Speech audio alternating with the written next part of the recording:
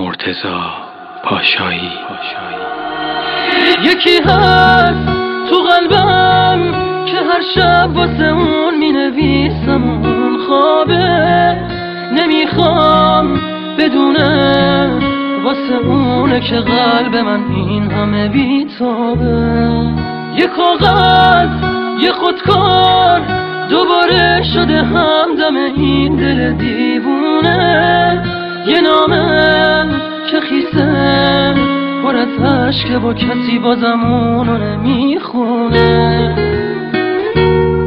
یه روز همینجا توی اتاقم یه دفعه گفت داره میره، چیزی نگفتم آخه نخواستم دلشو غصه بگیره.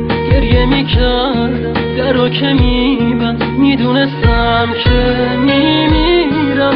اون عزیزم بود نمیتونستم جلوی راشو بگیرم.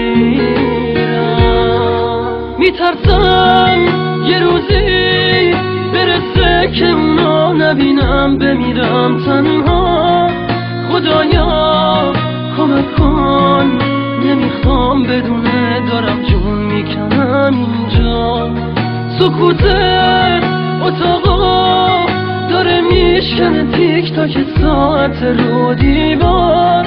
دوباره نمیخواد بشه باور من که دیگه نمیاد انگار.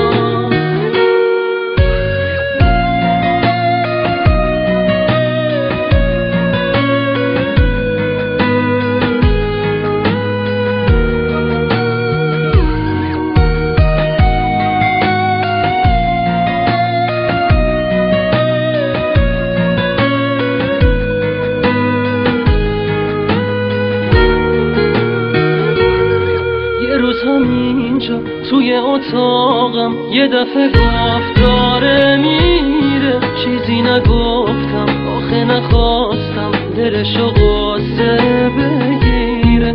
گریه میکردم درو که میبند، میدونستم که میمیرم. اون عزیزم بود نمیتونستم جلوی راشو بگیرم. یکی هست تو قلبم که هر شب واسه اون می نویسم اون خوابه، نمیخوام بدونه واسه اونه که قلب من این همه بیتابه.